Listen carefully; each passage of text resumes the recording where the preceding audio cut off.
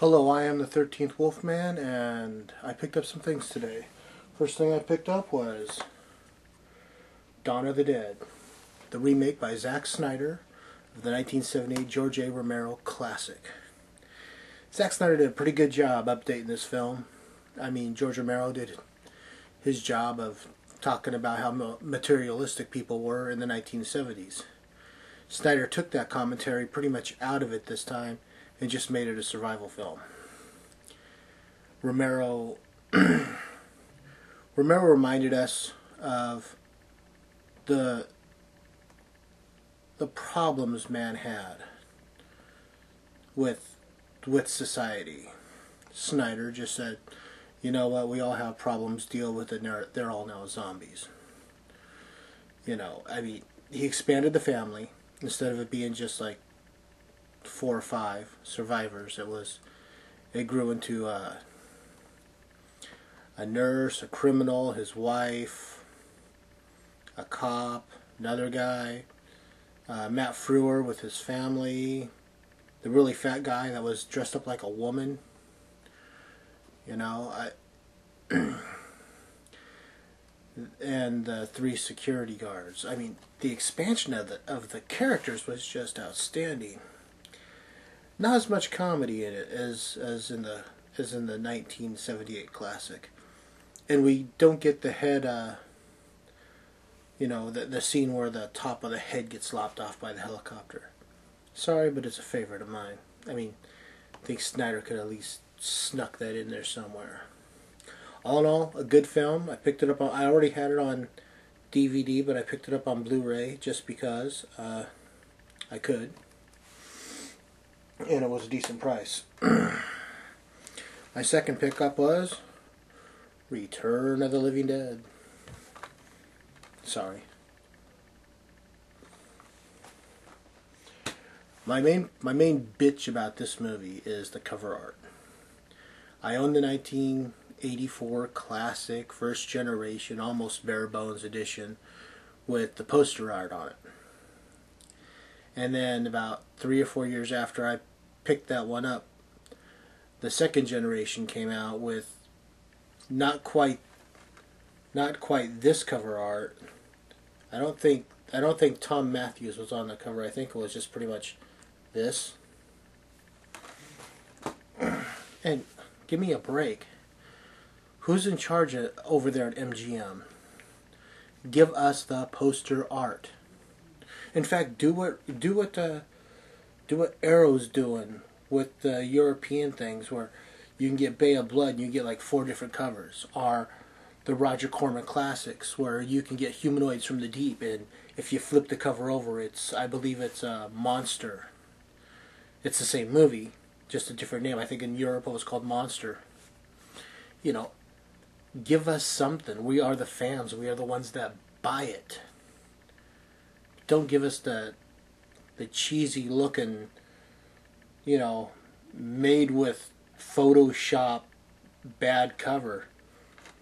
Because even though the movie is great, the Blu-ray is great, you're just ticking off the fans, man. Give us what we want. What we want is our choices. Now, talking about Return of the Living Dead, Dan O'Bannon, the first time directing, he had written Alien. He had made Dark Star with John Carpenter. And he had made a few other films. And then they turned around and they signed Clu Gulager as Bert, the slave driver. Don Coffa as Ernie, the mortician. And James Karen, you know, as I'm gonna blank on his name. That sucks. Bert, Ernie. I think he was Frank. I know that Tom Matthews was Freddy, and then you had Suicide, Scuzz, Trash, and the other gang.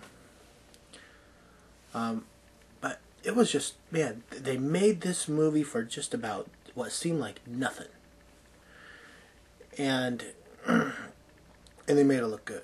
they did add comedy to it. And I'm not always one for comedy in horror films. I mean, give me a break.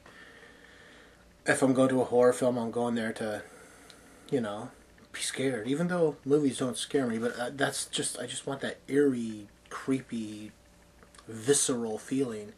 So I don't always want comedy. And everyone thinks that, comedy's got to be involved. You got Return of the Living Dead and Army of Darkness, and a lot of people like Evil Dead too because there's a little more comedy in it than in the first one. And I love the first one. I love them all, but I really love the first Evil Dead movie. Comedy can have a place in horror, but it doesn't always have to be there. Which is why movies like Hostel go unnoticed. A lot of people call it torture porn, but it's just because it's mean-spirited, man. They're not trying to make you laugh or feel good about it. They want you to know there's evil out there, and this is it. I mean, two Americans and an Icelander go to Eastern Europe and they get messed up. Hey, life's tough,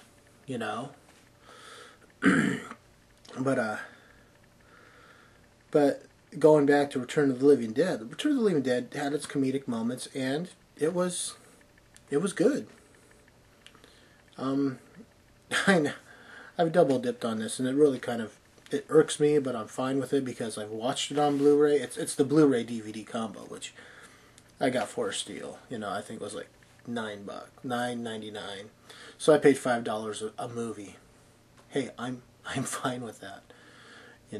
I would have paid I probably would have paid $14.99, but I didn't have to, so. But